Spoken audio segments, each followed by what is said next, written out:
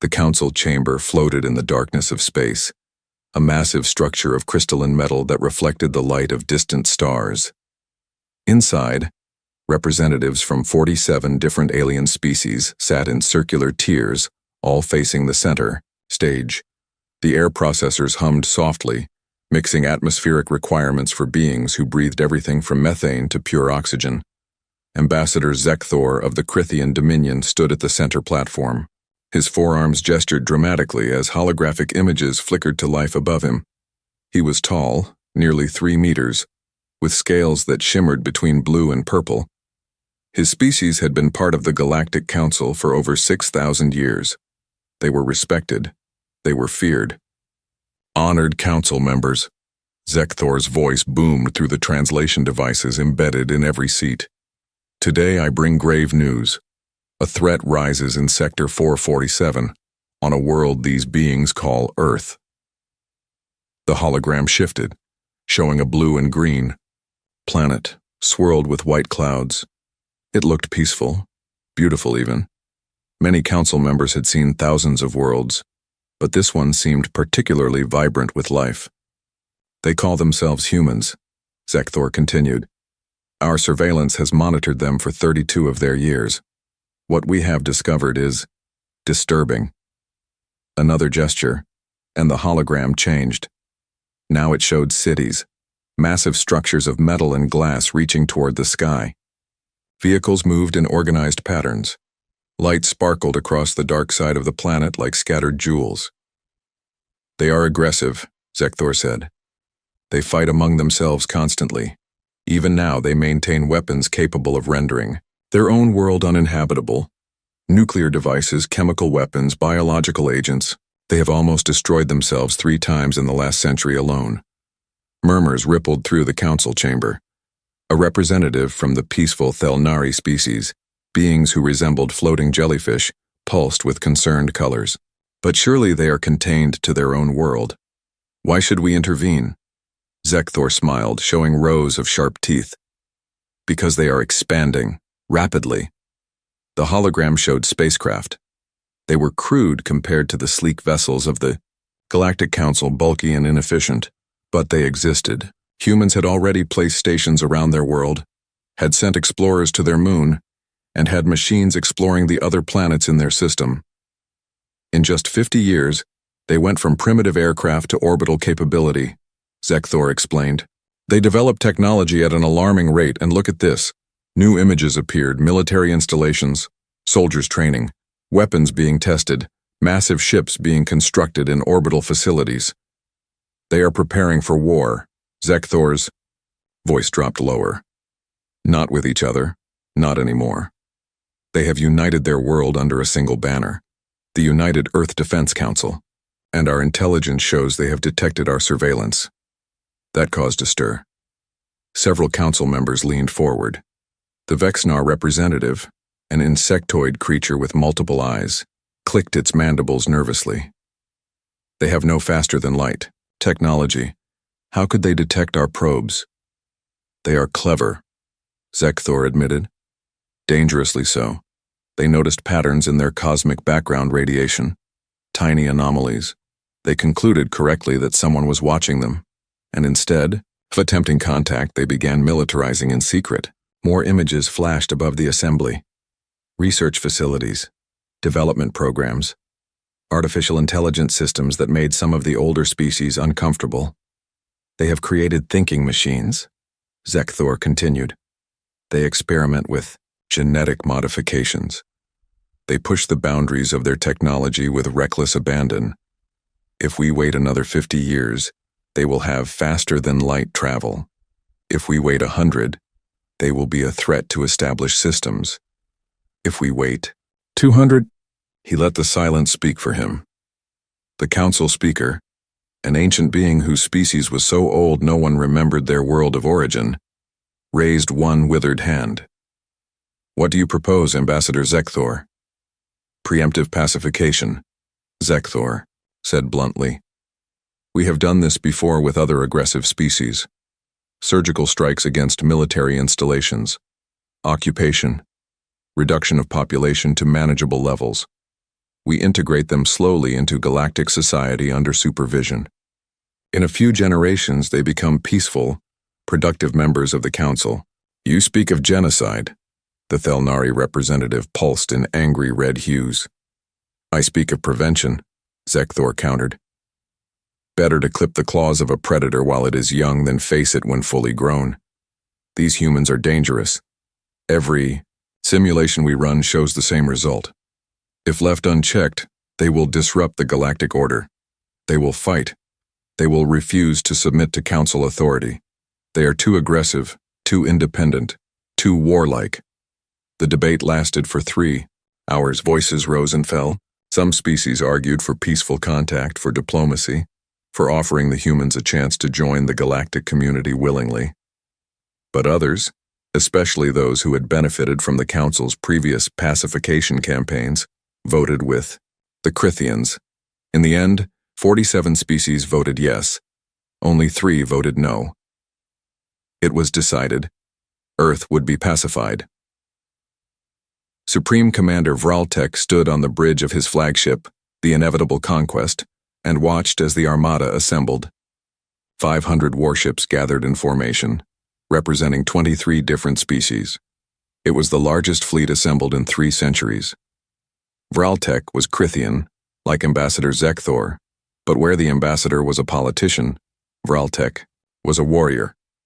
He had overseen 12 successful conquest campaigns. He had never lost a battle. The scales on his chest bore the scars of 100 fights, marks of honor in his culture. Status report, he commanded. His tactical officer, a 4-eyed Vexnar named Clickstar, consulted his displays. All ships have reported ready status, Commander. We have 312 heavy cruisers, 142 destroyers, and 46 dreadnought-class vessels. Each is equipped with plasma cannons, fusion missiles, and shield breakers. Vraltek nodded slowly. It was overwhelming force, probably unnecessary, but he had not survived 12 campaigns by taking chances. What do we know about Earth's defenses? He asked. Clickstar pulled up a holographic display. The blue planet appeared, surrounded by small dots representing known military assets. Our intelligence indicates approximately 80 combat-capable spacecraft. They are primarily armed with kinetic weapons, railguns, and missiles with conventional warheads, some early plasma weapons, but nothing that can penetrate modern shielding. Orbital installations? 17 platforms, Commander. They are positioned around key population centers and industrial facilities, armed similarly to their ships. We have also detected a network of satellites, but they appear to be primarily communication and surveillance systems. Vraltek studied the display. The humans had scattered their forces in a defensive pattern, protecting their cities and industrial centers. It was a predictable strategy, emotional. They wanted to protect their civilians. It would be their downfall. And they have no knowledge of our approach? Vraltek asked. Negative, Commander. They have no faster-than-light communication. Our fleet is still 4 light-years away. Even if they saw us now, they would be seeing where we were 4 years ago. By the time light from our current position reaches them, we will already be in their system. Perfect. Vraltek had fought enemies who could see him coming. Those battles were harder. But an enemy with no warning, no time to prepare? This would be quick. Projected travel time? He asked.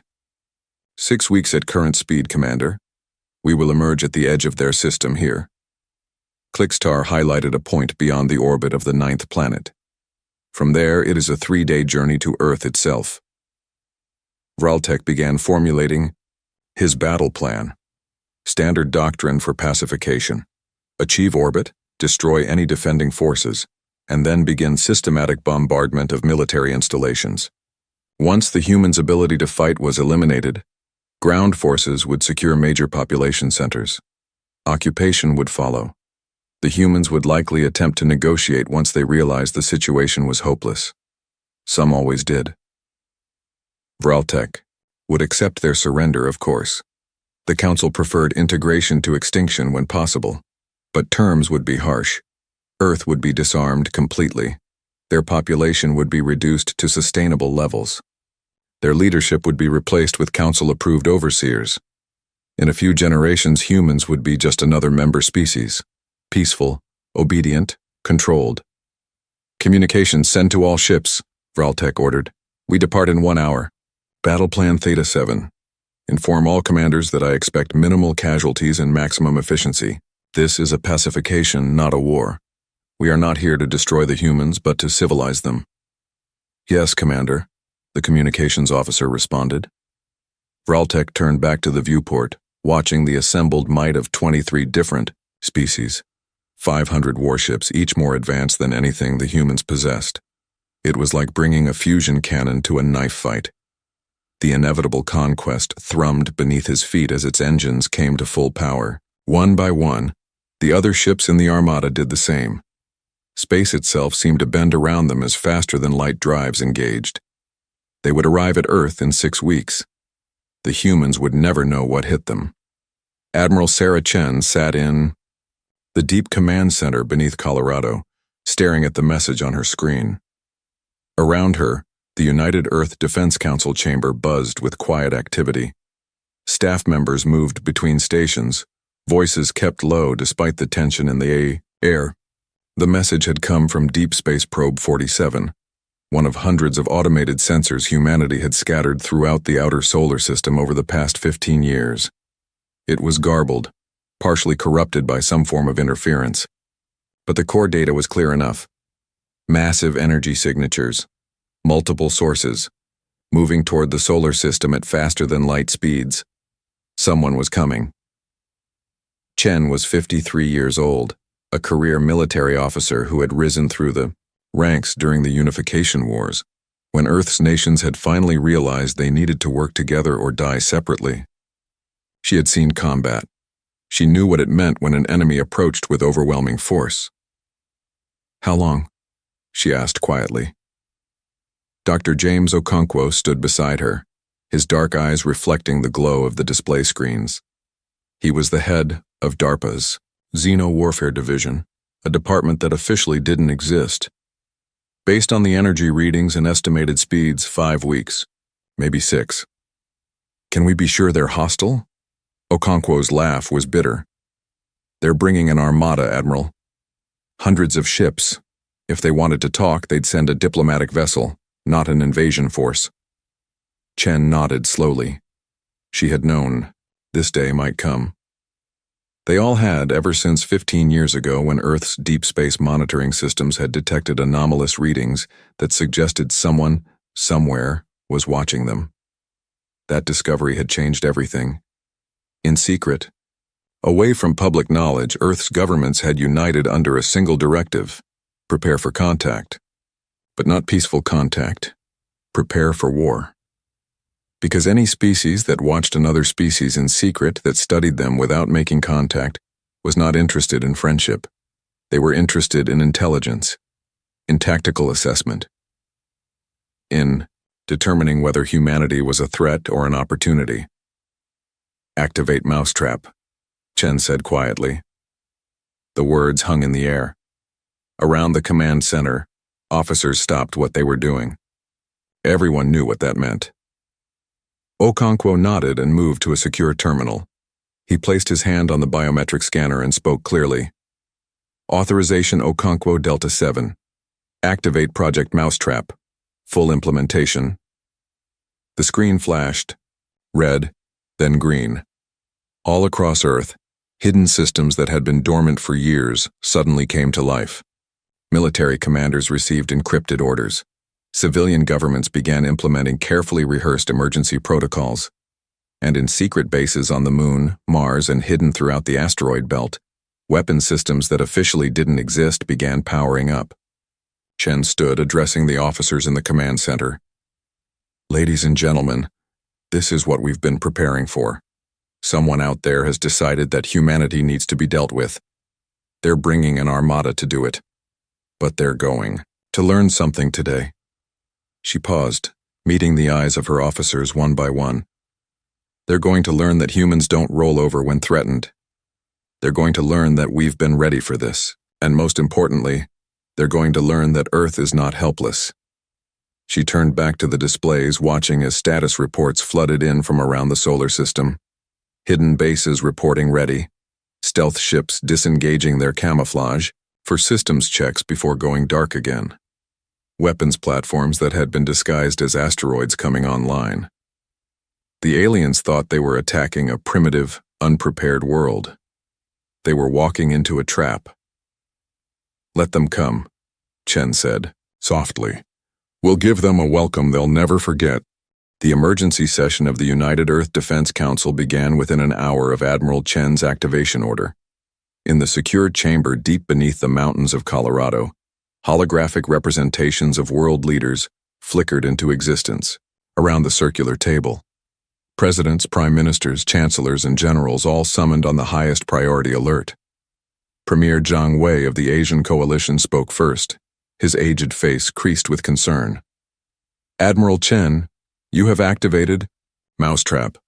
Please tell us why." Chen stood at the head of the table, data displays floating around her.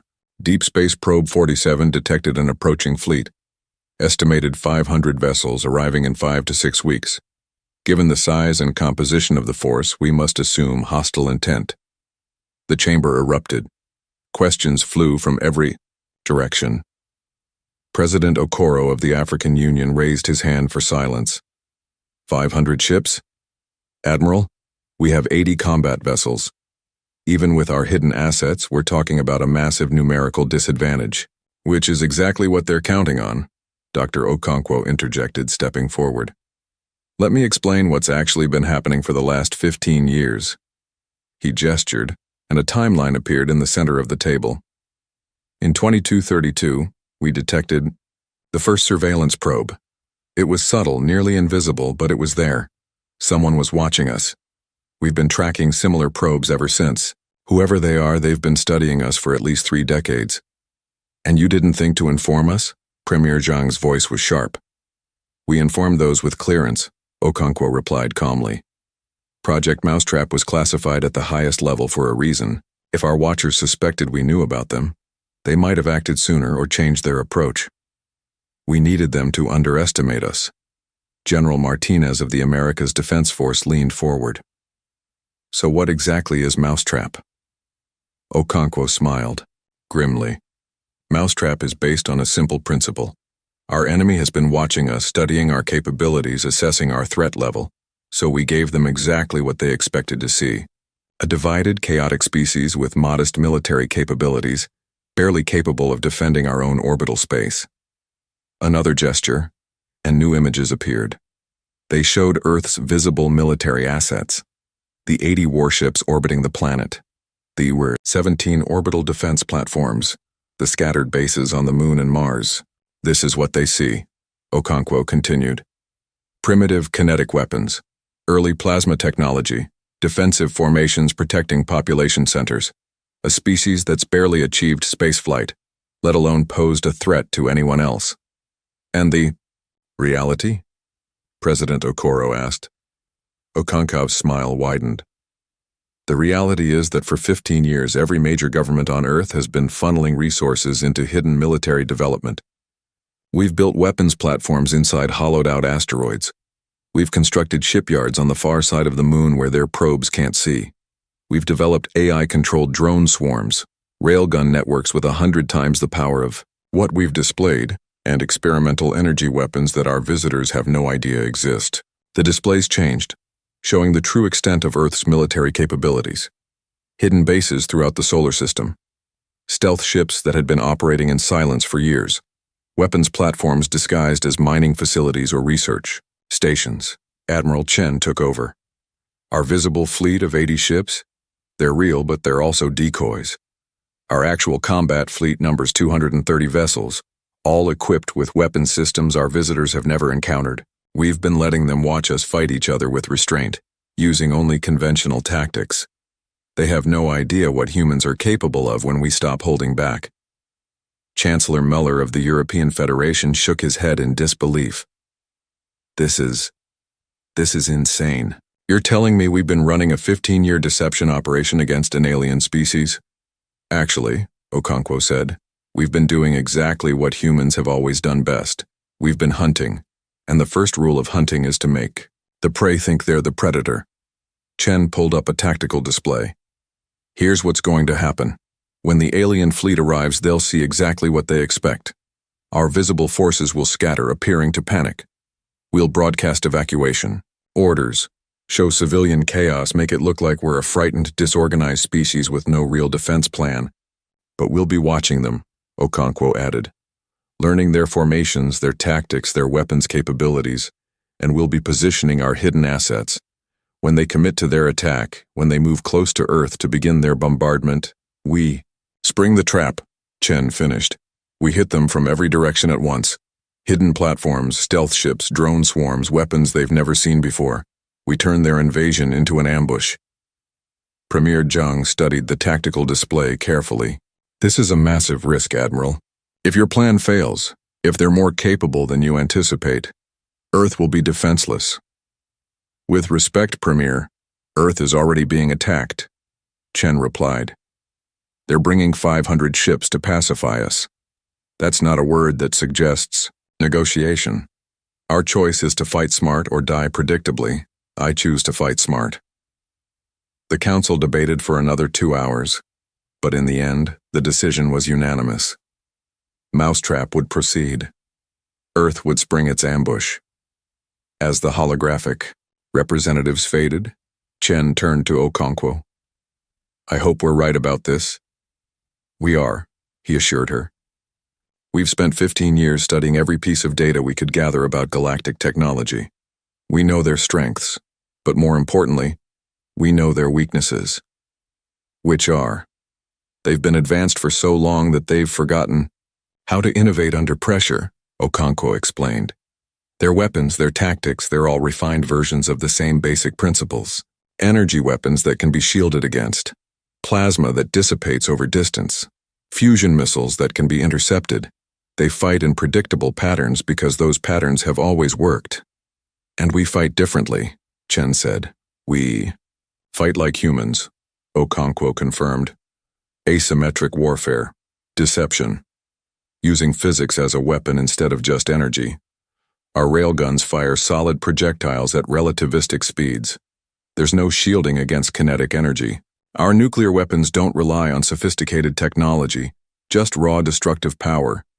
And our AI systems can coordinate attacks faster than any biological crew can react. Chen nodded slowly. Activate the broadcast protocols. Let's start feeding them exactly what they want to see. Throughout Earth's orbital space, carefully choreographed chaos began to unfold.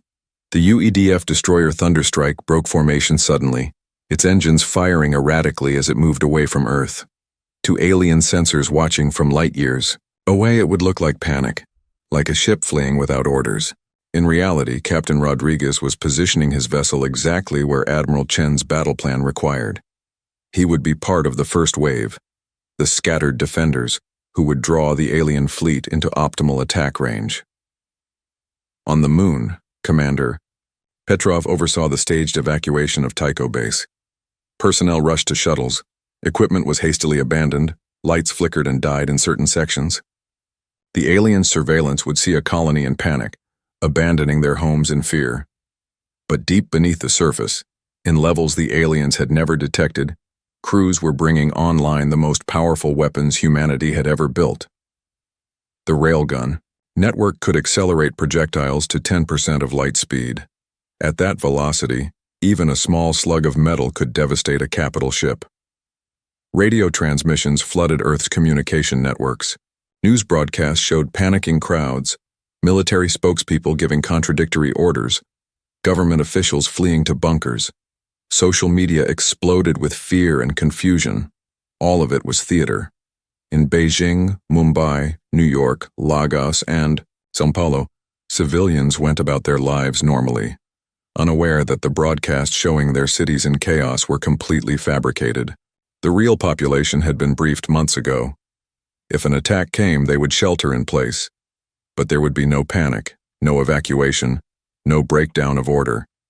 Supreme Commander Vraltek, watching these transmissions from 4 light-years away, saw exactly what he expected to see. The humans are in disarray, he reported to his fellow commanders. Their military is scattering, their civilians are panicking, and their government is fracturing. We will face minimal organized resistance. His tactical officer, Clickstar, analyzed the data. Confirmed, Commander. Their 80 warships are breaking formation. 17 are fleeing toward their outer planets. 23 are taking defensive positions around population centers. The rest appear to be attempting to organize some kind of defensive line, but there's no coordination. Vraltek felt satisfaction settle over him. This would be even easier than anticipated. Maintain current speed. We'll emerge at the edge of their system and advance in standard pacification formation. Prepare to broadcast surrender terms once we're in range. Aboard the inevitable Conquest, crews went about their duties with confidence. They were the tip of the spear, the most powerful military force assembled in 3 centuries, and they were about to teach a primitive species what happened when you drew the attention of the Galactic Council. None of them suspected they were sailing directly into a carefully prepared trap. 5 weeks passed in a blur of preparation. Earth's hidden forces moved into position with careful precision. Every calculation was checked and rechecked. Every weapon system was tested and retested. Admiral Chen slept in 4-hour shifts, always ready to respond to any change in the situation. Dr. Okonkwo coordinated the technical aspects, ensuring that all the hidden systems remained undetected. The AI networks were particularly tricky. Humanity had developed artificial intelligence that could coordinate complex military operations, but the risk of detection was high. Every AI system had to be kept powered down until the last possible moment. "How's the Reaper protocol?" Chen asked during one of their daily briefings. Okonkwo's expression grew serious. "Ready, but I have to remind you, Admiral, we've never tested it at full power. The energy requirements are massive, and the weapon itself is unstable. If we fire it, there's a 20% chance it could overload and destroy whatever platform we mount it on. But if it works, it will cut through enemy ships like tissue paper. Directed energy weapon using principles we've adapted from fusion reactor technology. But Admiral, it's a last resort weapon. We use it only if we absolutely have to."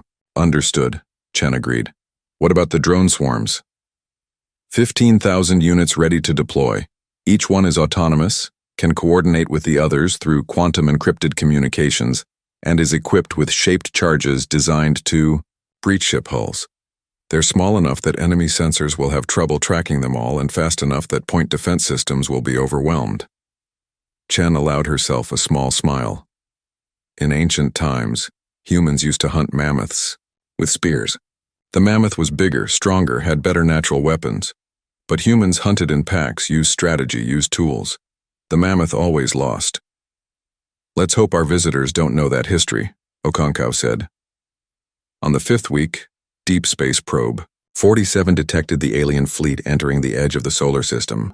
They emerged from faster-than-light travel near Neptune's orbit, exactly as predicted. Admiral Chen stood in the command center, surrounded by her senior staff.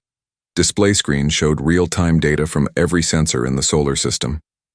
The alien armada was massive, overwhelming, exactly as terrifying as they'd been told it would be. "All stations, this is Admiral Chen," she broadcast on encrypted channels. "Enemy fleet has entered the system. All units maintain current positions. Do not, I repeat, do not break operational security. Let them come to us." She turned to her tactical officer. "Show me their formation." The main display shifted, showing the alien fleet spreading out into what was clearly a standard attack pattern. 3 main groups, approaching on different vectors. It was designed to overwhelm defenses by forcing Earth to split its forces. "They're doing exactly what we predicted," the tactical officer reported. "Primary force heading straight for Earth. Secondary force moving toward the Moon. Tertiary force taking position near Mars, probably to cut off any retreat." Chen nodded. "They're being cautious but confident. They expect us to defend our population centers, so they're positioning to strike all of them simultaneously." She watched as the alien fleet advanced deeper into the solar system, past Neptune, past Uranus, past Saturn, getting closer with every passing hour. Dr. Okonkwo stood beside, Her. His eyes fixed on the display. When do we activate? Not yet, Chen said quietly. Let them get close. Let them commit. The closer they are when we spring the trap, the more devastating it will be. The alien fleet crossed Jupiter's orbit. They were 3 days from Earth. Now, Chen opened a secure channel to all Earth forces, visible and hidden. All units, this is Admiral Chen. Enemy fleet will be in optimal range in 72 hours. At that time, we execute Mousetrap. Until then, maintain your positions and stay invisible. She closed the channel and allowed herself a moment of doubt. 500 enemy ships against everything humanity had built in secret. It should be enough. The math supported it. The simulations confirmed it. But simulations weren't reality, and the lives of every human in the solar system depended on being right. Admiral, Okonkwo said softly, they're hailing us. Chen straightened. Put it through. The main display shifted, showing Supreme Commander Vraltek. He was impressive, Chen had to admit. Nearly 3 meters tall, covered in scales that reflected the light from his ship's bridge, 4 arms folded across his chest. When he spoke, his voice was confident, almost bored. Humans of Earth, I am Supreme Commander, Vraltek of the Galactic Council Pacification Fleet. You have been deemed a potential threat to galactic stability. Surrender your world and accept Council oversight. Resist and you will be pacified by force. You have 1 rotation of your planet to respond.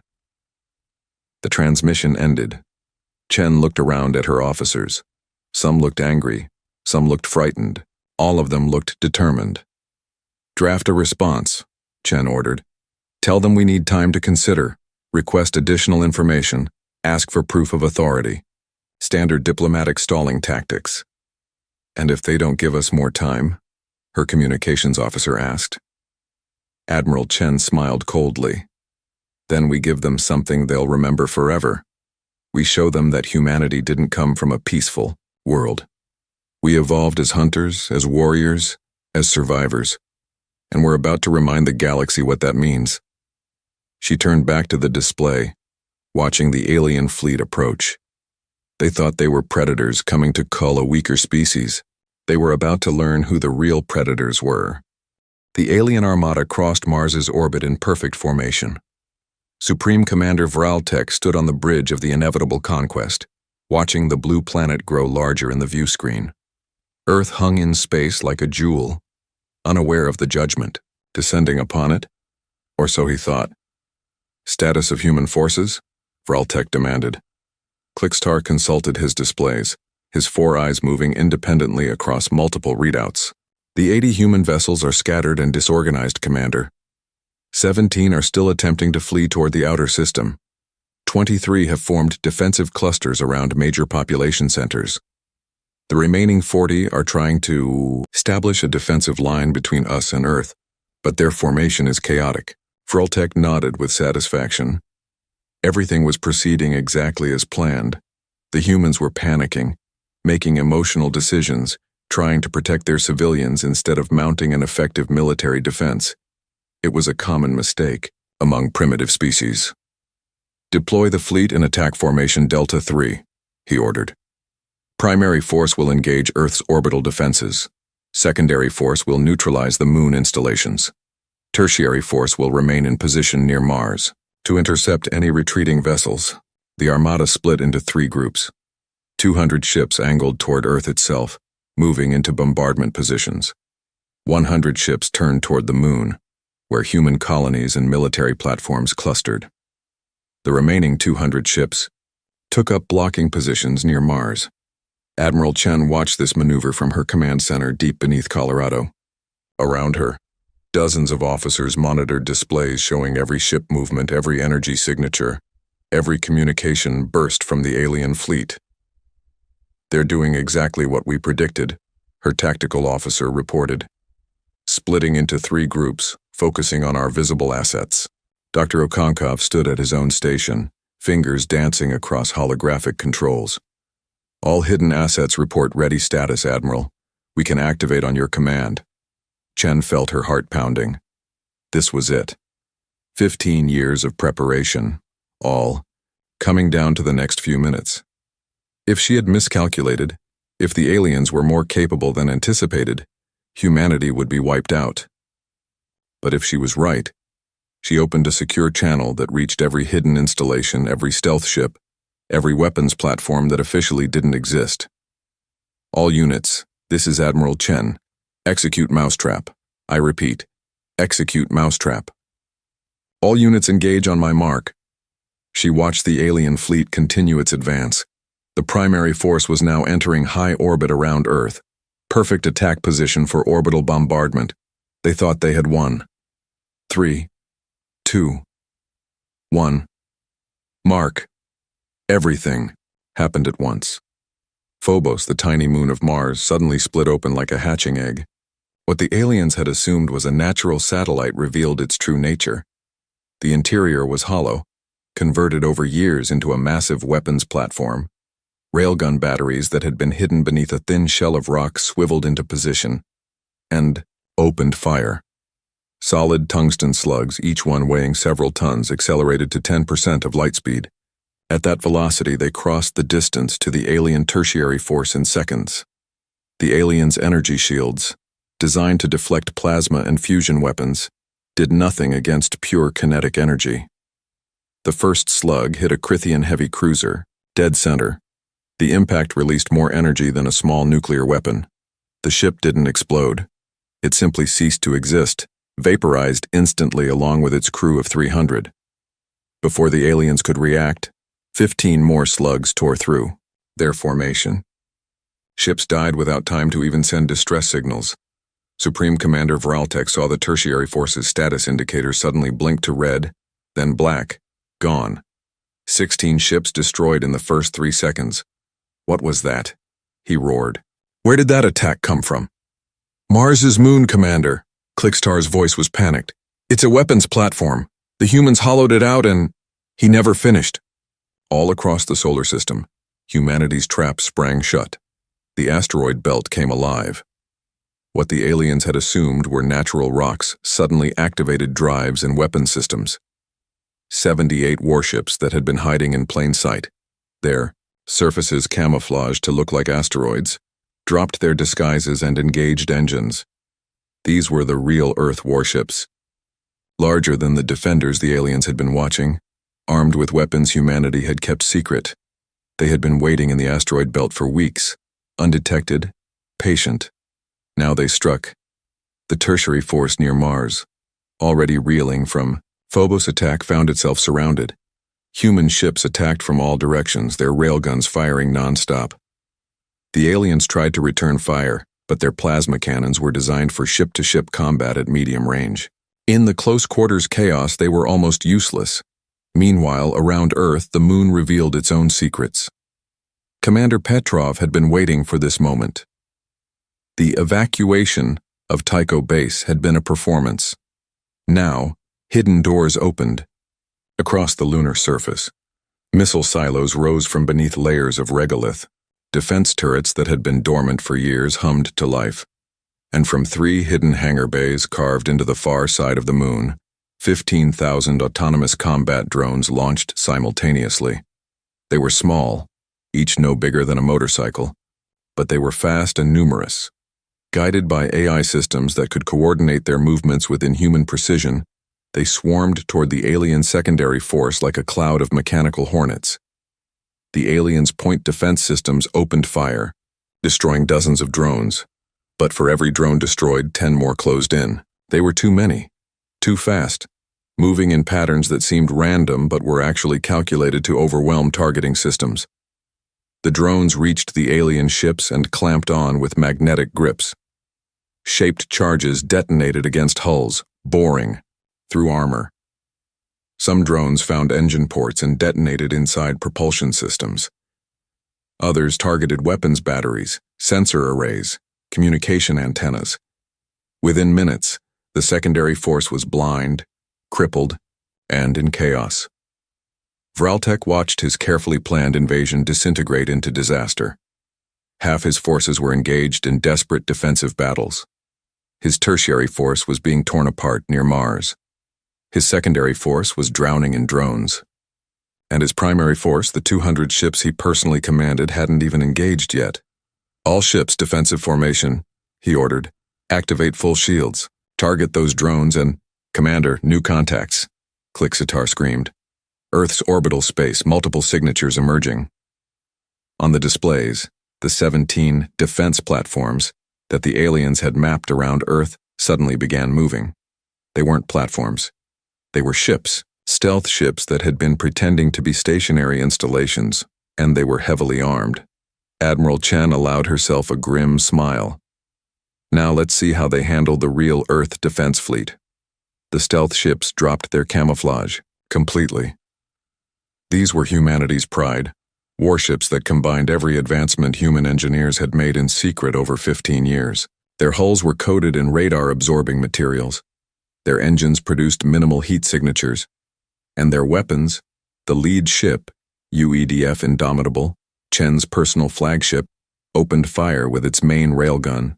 The tungsten slug crossed the distance to an alien dreadnought in less than a second and punched straight through its shields. The dreadnought's hull crumpled like paper. The other stealth ships followed suit. Unlike the aliens, who fired plasma weapons that took time to reach their targets and could be dodged, human kinetic weapons were nearly instantaneous at close range. Slugs moving at relativistic speeds gave no warning and allowed no evasion.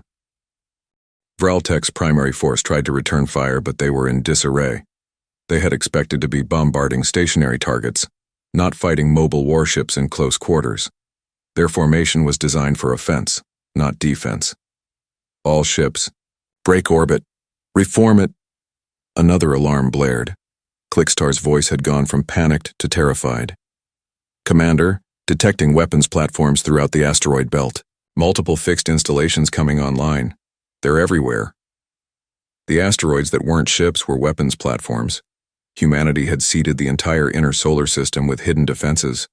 Some were railgun batteries, others were missile silos.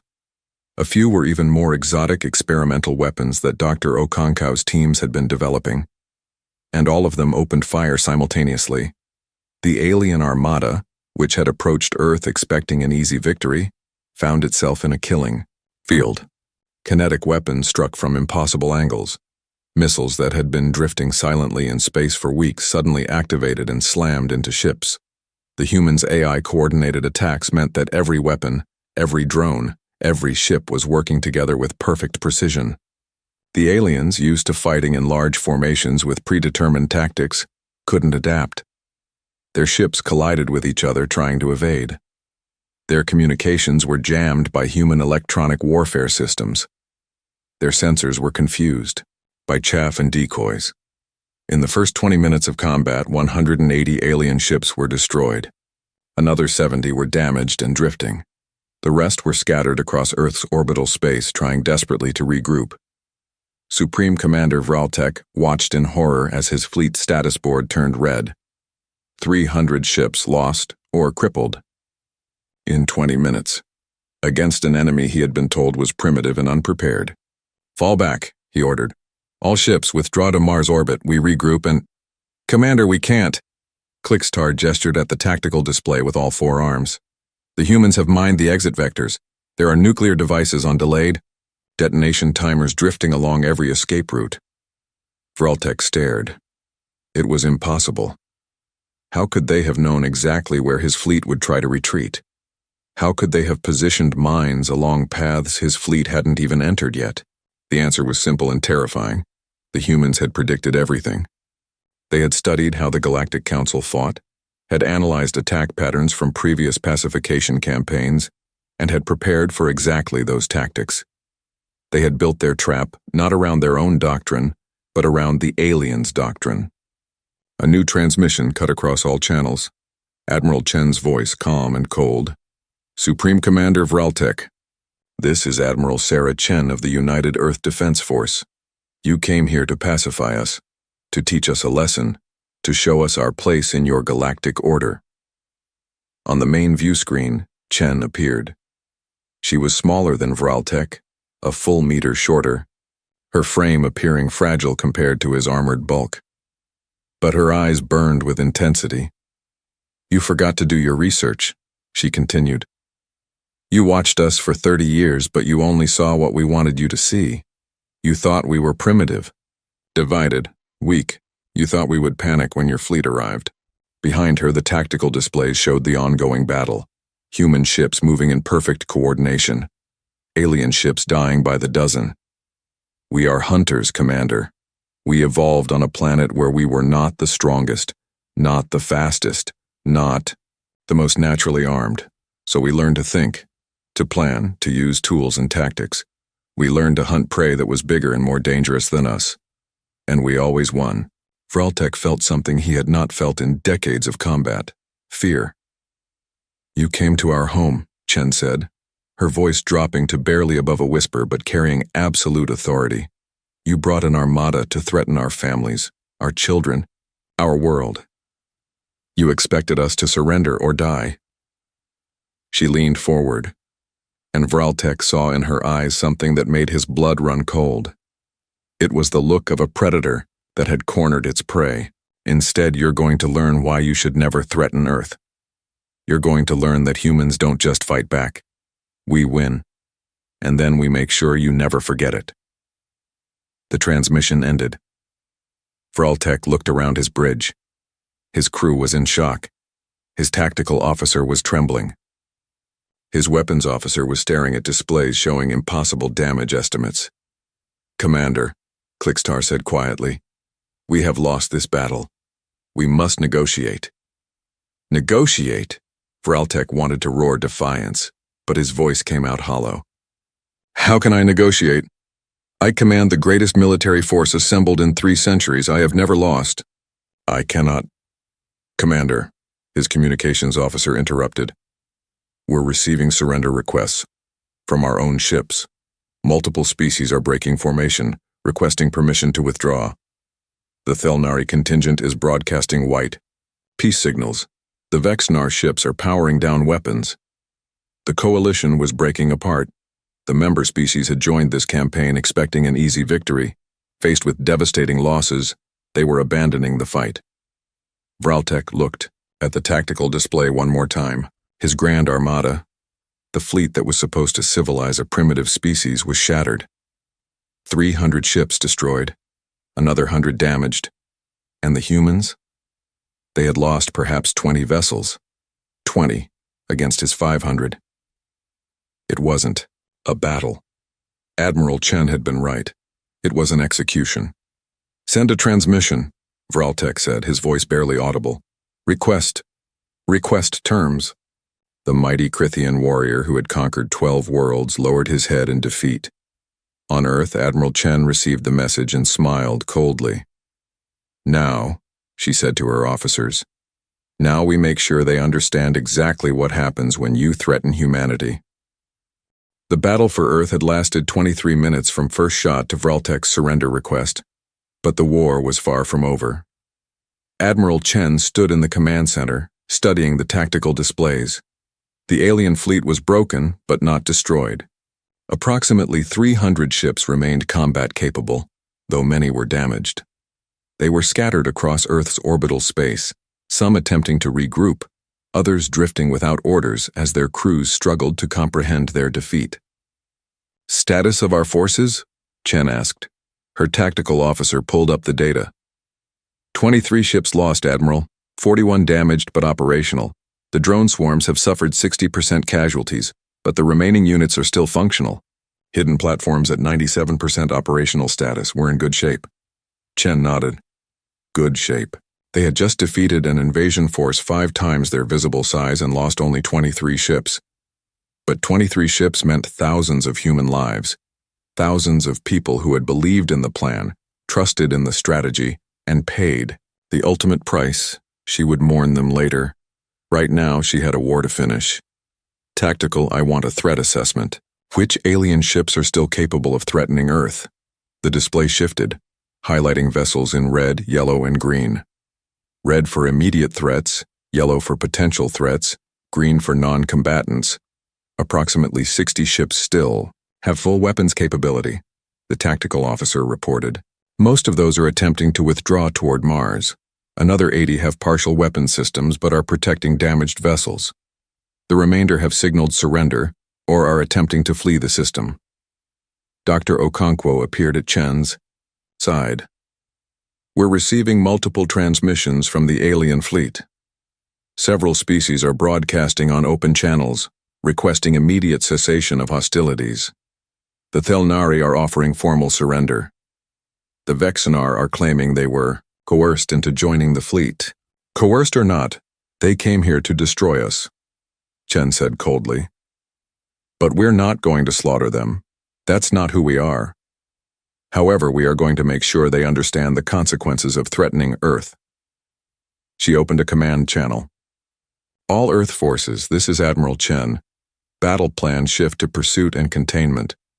Do not fire on vessels that have surrendered. Do engage any ship that attempts to target Earth or remains in an aggressive posture. I want those ships driven out of our system, and I want them to carry our message home. Around Earth's orbit, human forces began their pursuit. The stealth ships, faster and more maneuverable than the alien vessels, herded the scattered fleet like wolves pursuing deer. Any ship that attempted to reform or present weapons received a warning shot across their bow. Those that ignored warnings received devastating kinetic strikes. The UEDF Indomitable moved to intercept what remained of Vraltek's command force. The inevitable conquest was damaged, one of its engine sections venting atmosphere, but it was still combat capable. Around it, 40 Krithian warships attempted to form a defensive screen. This is Admiral Chen of the UEDF Indomitable to Supreme. Commander Vraltek, Chen broadcast. You requested terms, here they are. You will immediately order all ships under your command to power down weapons and withdraw beyond Mars orbit. You will then leave this system and return to your council. Non-negotiable. There was a long pause before Vraltek's reply came. His voice, which had been so confident before, now carried the weight of defeat. And if we refuse? Will you destroy us all? I don't want to destroy you, Chen replied honestly. I want you to understand something. You came here thinking humans were weak because we hadn't developed faster-than-light travel yet. You thought our weapons were primitive.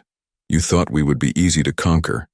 She gestured, and her communications officer transmitted data directly to Vraltek's ship. Tactical analyses, weapon specifications, casualty reports, everything.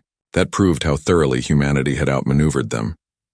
We knew you were watching us for years, Chen continued. We let you think you understood us. Every military exercise you observed, every defense system you detected, every tactical decision we broadcast, it was all calculated to make you underestimate us. You didn't invade Earth, Commander. You walked into a trap that took us 15 years to prepare. On the inevitable conquest bridge, Vraltek stared at the data. The human weapon systems were ingenious, their tactics were brilliant, and their coordination was flawless. But what truly shook him was the timeline. 15 years. They had known about galactic civilization for 15 years, and spent that entire time preparing for war. What kind of species did that? You are predators, he said quietly. Yes, Chen acknowledged. We are. We evolved on a world where everything wanted to kill us. We survived by being smarter, more adaptable, and more ruthless than anything else on our planet. You thought that made us dangerous to the galaxy. You were right to be concerned. But you made a mistake. What mistake? You decided to attack, instead of trying to understand us, Chen said. If your council had approached us peacefully, offered trade and alliance, we would have been your friends. Humans are capable of great compassion, Commander. But when you threaten our home, our families, our survival, we become something else entirely. She paused, letting her words sink in. We become what you see now. We become hunters, and you became prey. Vraltek looked around his bridge. His crew was defeated, broken. Ships that had never known loss were destroyed. A military doctrine that had worked for thousands of years had been torn apart in minutes by a species that wasn't supposed to be a threat for another century. I will order my ships to withdraw, he said finally. Not all of them, Chen interrupted. The ships that have surrendered will be allowed to leave. But you, Commander, and Your flagship will remain here. Why? Vraltek felt a spike of fear. Were the humans going to execute him? Because you're going to be our messenger, Chen explained. You're going to return to your Galactic Council and tell them exactly what happened here. You're going to explain how you brought 500 ships against a primitive world and lost 300 of them. You're going to describe how humans fought, and you're going to deliver our terms for future relations. Terms? Earth remains independent, Chen stated flatly. No council oversight, no pacification, no integration. We will determine our own future. Any species that wants diplomatic relations with Earth can request them through proper channels, and we will consider those requests on an individual basis. But any species that threatens us will face what you faced today. She leaned forward, her image filling Vraltek's view screen. You came here to teach us a lesson, Commander. Instead, you're going to teach one to the galaxy. You're going to tell them that Earth is not to be trifled with, that humans fight differently, that we don't play by your rules, and that anyone who wants to find out firsthand will regret it. Before Vraltek could respond, new alarms blared across his bridge. Commander, Clickstar shouted. Multiple ships are breaking formation. They're not retreating. They're attacking Earth's cities. Chen saw it on her own displays. A squadron of 20 ships, mostly Crithian vessels, had broken away from the main fleet and were accelerating toward Earth. Their weapons were powering up. They were going to attempt orbital bombardment, targeting civilian populations in revenge for the defeat. Those fools, Vraltek breathed. I didn't order. I know you didn't. Chen cut him off. Which is why you're about to see why you should never, ever threaten human civilians. She opened a new channel. Dr. Okonkwo, those 20 ships heading for Earth, light them up. In the hidden facility in Antarctica, buried beneath miles of ice, Dr. Okonkwo had been waiting for this moment. The Reaper Protocol had been his life's work, a weapon so powerful and so unstable that it could only be used in the most desperate circumstances. 20 alien warships about to bombard Earth cities qualified as desperate. Activating Reaper Protocol, Okonkwo said calmly. Targeting solution locked, firing in 3, 2, 1. High above Antarctica, what appeared to be a research station suddenly reconfigured itself. Panels fell away, revealing a weapon platform. A massive dish, 50 meters in diameter, rotated to face the approaching alien squadron. Energy poured into the weapon. It was based on fusion reactor principles, but instead of containing the reaction, it focused it into a beam. The energy requirements were staggering. For the 3 seconds the weapon fired, it consumed more power than the entire continent of South America used in a day. A beam of pure concentrated energy, coherent and focused, lanced through space at the speed of light. It struck the lead Crithian dreadnought. The ship didn't explode. It didn't burn. It simply ceased to exist. The beam, carrying temperatures and energies found in the heart of stars, atomized every molecule of the vessel instantly. One moment there was a massive warship. The next moment there was a cloud of dissociated atoms spreading through space. The beam didn't stop. It swept across the attacking squadron like a sword cutting through silk. 20 ships, 20 bursts of atomic dissolution.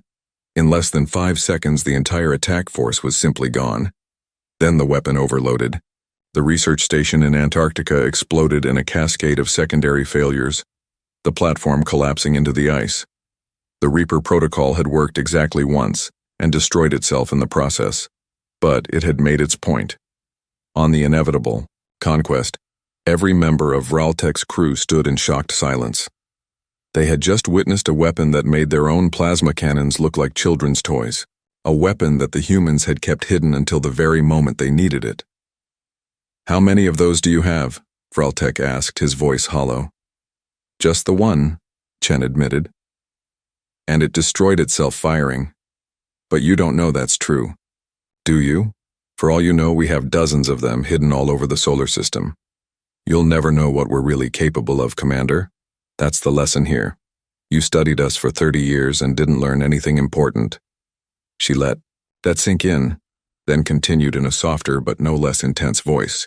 Those 20 ships tried to murder civilians. We gave them exactly what they deserved. This is the message I want you to carry back to your council. Earth will defend itself with overwhelming force. We don't want war, but we will not hesitate to utterly destroy anyone who threatens us.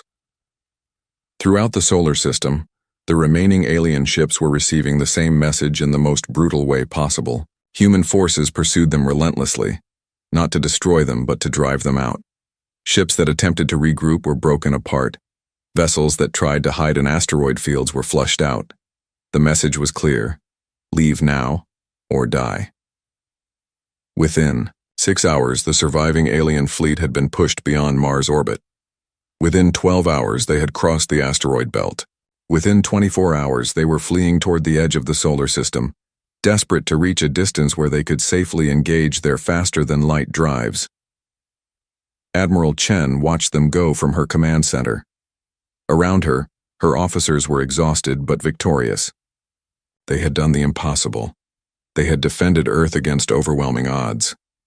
But Chen knew this was just the beginning. The galaxy now knew humanity existed, knew they were dangerous, knew they were not to be underestimated. The question was, what would the galaxy do about it? Admiral, Okonkwo approached, carrying a datapad. Final casualty reports: 23 ships lost, 1,472 confirmed deaths. Another 3,000 wounded, most of them stable. We also lost the Antarctic facility when Reaper overloaded. Chen closed her eyes briefly, honoring the dead. They saved Earth, all of them. Make sure their families know that. Yes, Admiral. What about the alien casualties? Best estimate, 411 ships destroyed or disabled beyond recovery. Approximately 190,000 alien deaths. Unknown number of wounded. Okonkwo paused. Admiral, we didn't just win a battle. We slaughtered them. They came to slaughter us, Chen replied quietly. And we made sure they failed. I'm not going to apologize for that. But I'm not going to celebrate it either. Every death, human or alien, is a waste. If they had just left us alone. She trailed off, then straightened. All right, new phase. I want repair crews working around the clock. I want our stealth assets to maintain long-range tracking of the alien fleet until they leave the system. I want our diplomats preparing for contact with species that might want peaceful relations. And I want our engineers designing new weapons, new ships, new defenses. You think they'll come back? Okonkwo asked. Chen looked at the stars visible through the command center's observation ports. Somewhere out there, hundreds of alien species existed. Some might be friendly, others might be like the Crithians, seeing humanity as a threat to be eliminated. They'll either come back to destroy us or to learn from us, she said. Either way, we need to be ready. Today we proved humans can defend their home. Tomorrow, we need to prove we can stand among the stars as equals. She turned to face her officers. This was the easy part. We knew what the enemy wanted and we prepared for it. Now comes the hard part, figuring out how to live in a galaxy that knows we're here, knows we're dangerous, and is scared of us. Maybe that's not such a bad thing, Okonkwo suggested. Fear is respect, in its own way. Maybe, Chen agreed. But fear also breeds hostility. We need allies, not just enemies too afraid to attack us. On the view screen, the last of the alien fleet winked out as they jumped to faster-than-light speeds, fleeing the Sol system in shame and terror. Earth had won its first interstellar war. But Admiral Sarah Chen knew that the real challenges were just beginning. The galaxy had learned that humanity was not to be underestimated. Now humanity had to learn how to live with the consequences of that lesson. 3 months had passed since the Battle of Earth, as historians were already calling it. 3 months of frantic rebuilding, diplomatic preparation, and military reinforcement. Admiral Sarah Chen had barely slept during that time, coordinating Earth's response to its sudden and violent introduction to galactic politics. Now, standing in the command center, she watched the final phase of her plan unfold. On the main view screen, Supreme Commander Vral Tech stood in the Galactic Council chambers, the same place where Earth's fate had been decided 3 months earlier. But this time, The proud Krithian warrior looked diminished, broken. His scales had lost their luster. His forearms hung limply at his sides. His eyes, once confident, now carried the 1,000-yard stare of someone who had seen their entire worldview shattered. The council chamber was packed. All 47 member species were present, along with dozens of observers. News of the fleet's destruction had spread across the galaxy like wildfire.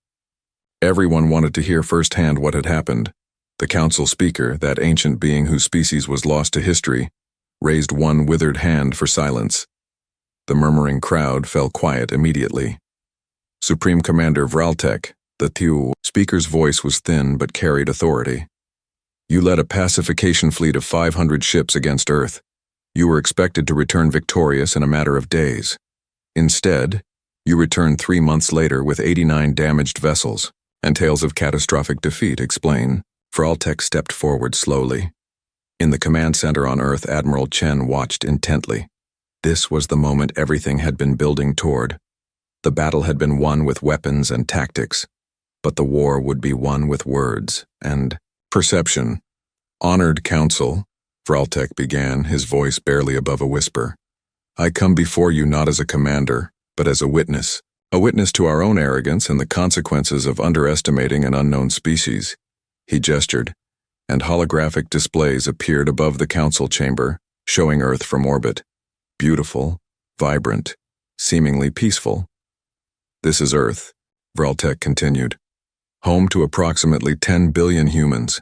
We observed this world for 32 years before determining it was a threat that required pacification.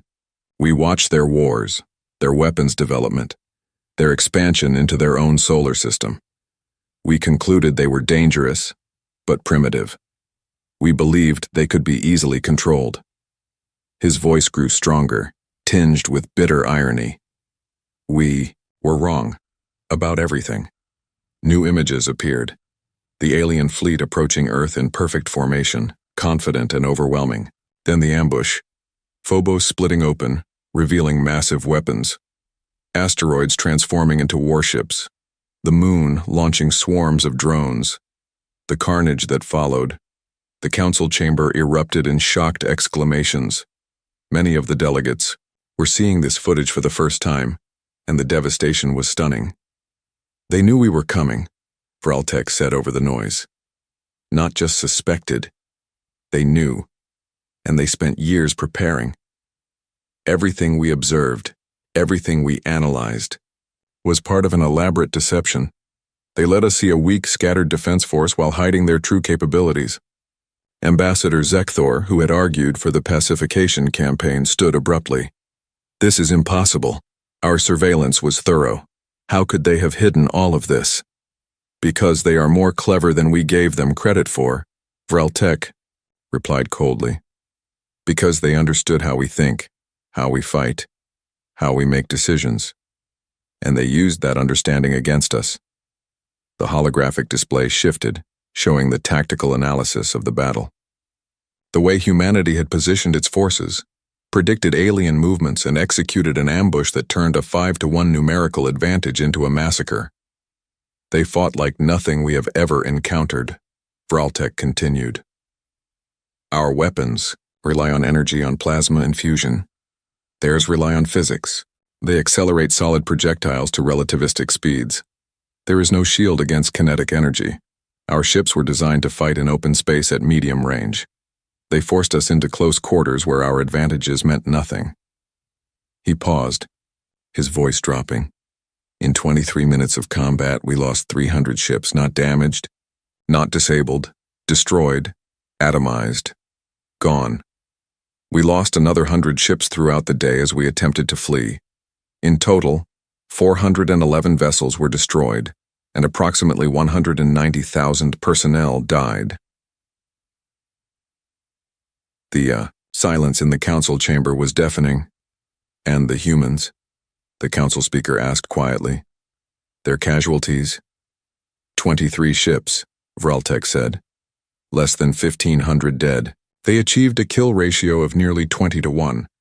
This was not a battle.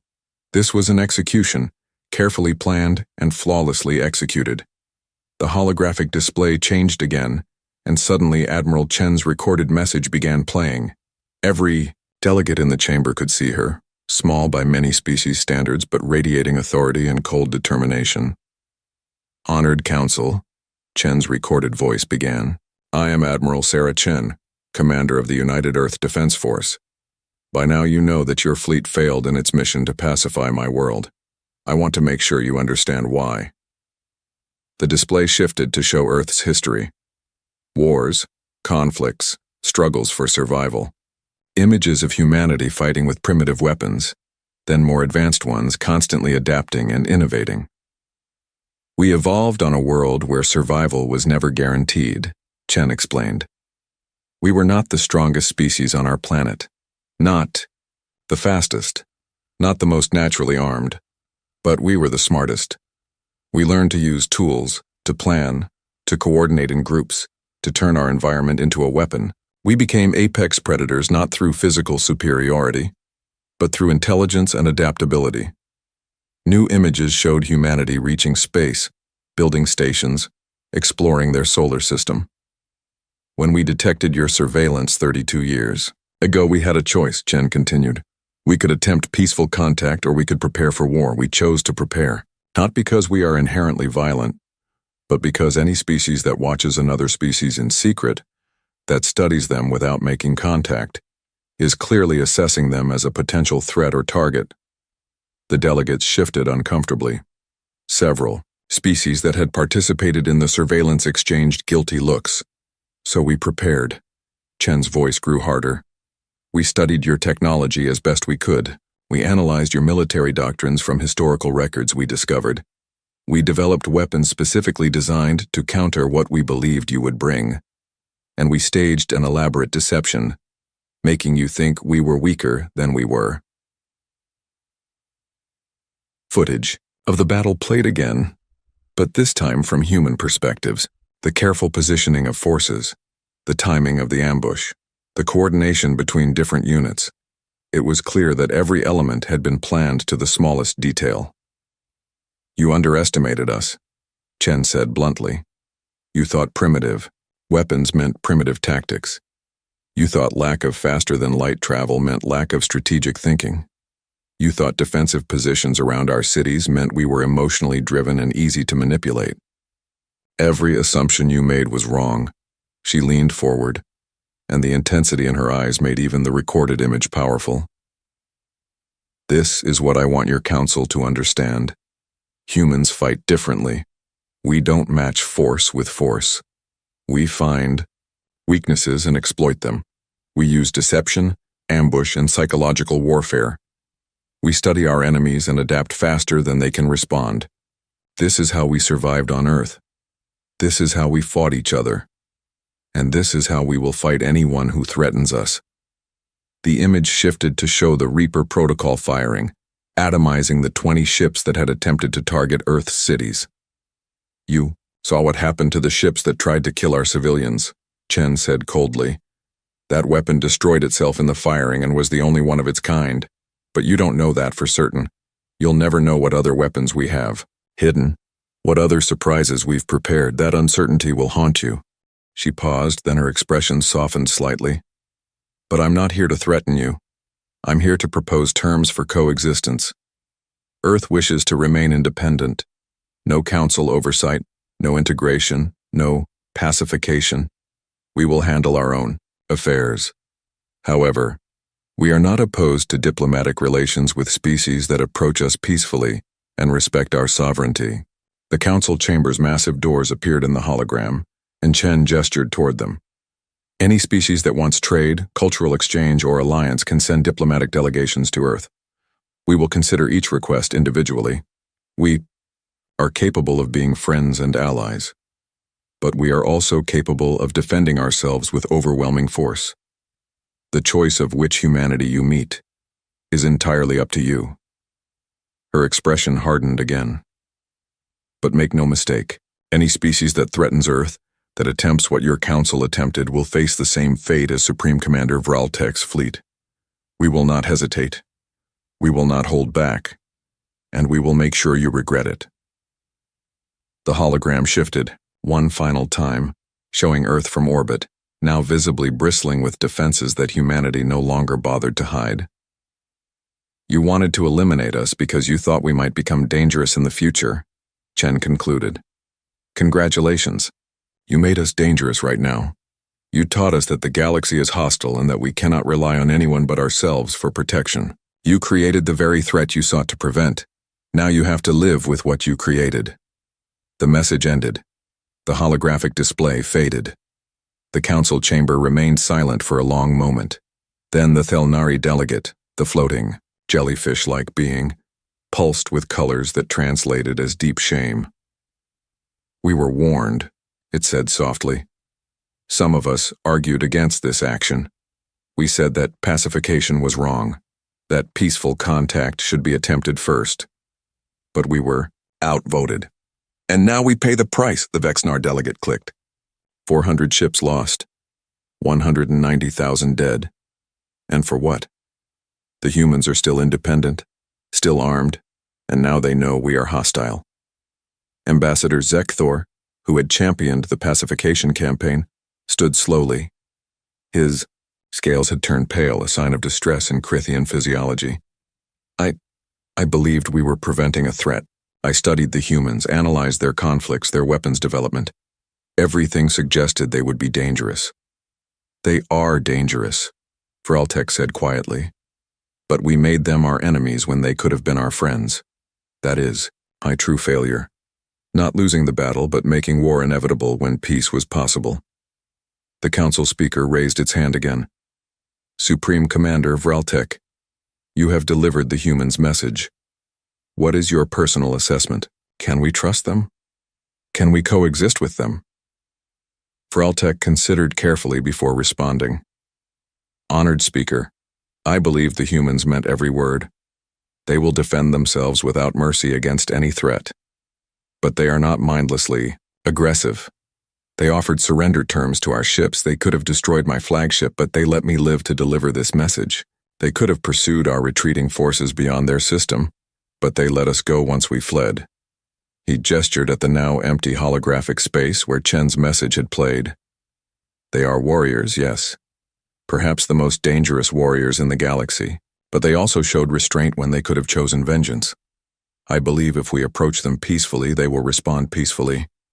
But if we threaten them again... He didn't finish. He didn't need to. Everyone had seen what happened when humanity felt threatened. The council speaker nodded slowly. Then let it be recorded. Earth is hereby recognized as an independent world. No council species will attempt pacification, integration, or conquest. Diplomatic contact will be permitted for species wishing to establish peaceful relations, and this council will send an official delegation to formally apologize for the unauthorized attack. Unauthorized? Zekthor's voice rose. The council voted. The council was misled, the speaker interrupted firmly. By incomplete intelligence and biased analysis. This body authorized pacification of a primitive threat. Instead, we attacked a sophisticated species capable of defending itself. The responsibility for this disaster lies with those who provided the intelligence and advocated for war. Zekthor's scales turned even paler. He knew what was coming. Ambassador Zekthor of the Crithian Dominion, the speaker continued. You are hereby removed from your position and will face inquiry by your own government. Supreme Commander Vraltek, while you followed orders, your intelligence failures contributed to this catastrophe. You are relieved of command pending review. Both Crithians bowed their heads in acceptance. Their careers were over. Their reputations were destroyed. But they were alive, which was more than could be said for the 190,000 who had followed them into battle. The council speaker turned to address the full assembly. Let this be a lesson to all species present. We are not the only intelligent life in the galaxy, nor are we inherently superior. The humans have proven that technological advancement is not the only measure of a civilization's capability. They defeated us through strategy, adaptability, and sheer determination to survive. The ancient being's voice grew somber. We sought to pacify them, because we feared what they might become. Instead, we discovered what they already were: survivors, strategists, warriors, and now potential allies or eternal enemies depending entirely on how we proceed. On Earth, in the command center, Admiral Chen watched the proceedings with satisfaction. The message had been delivered. The Council had accepted defeat. Earth was recognized as independent.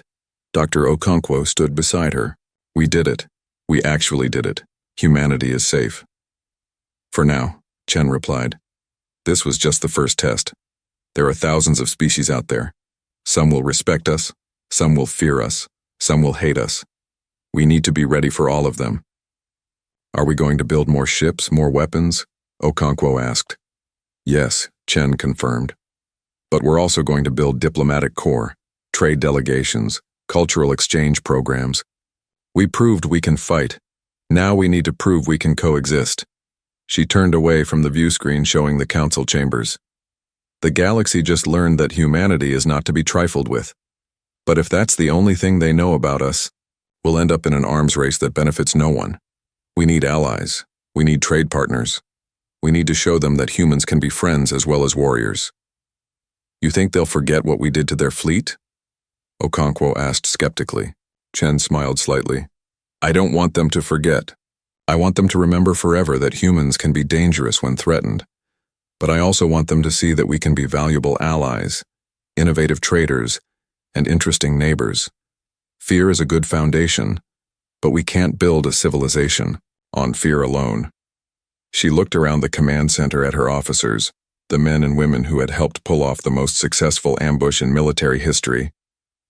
We've proven we can survive first contact with hostile aliens. Now comes the harder part, figuring out how to thrive in a galaxy that knows we exist. On the main view screen, the council had moved on to other business, but Chen noticed that every time a delegate spoke, they glanced at the space where Earth's message had played. The memory of humanity's victory would haunt the Galactic Council for generations, and that was exactly what Chen wanted.